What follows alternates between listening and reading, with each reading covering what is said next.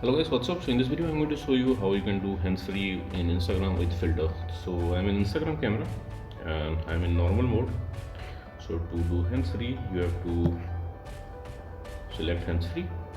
Once you are in hands-free you will see the camera record button like this. Now slide and choose the filter you want.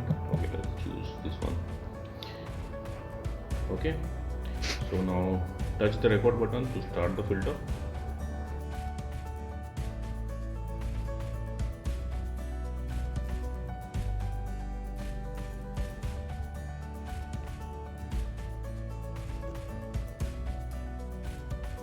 Both my hands are here.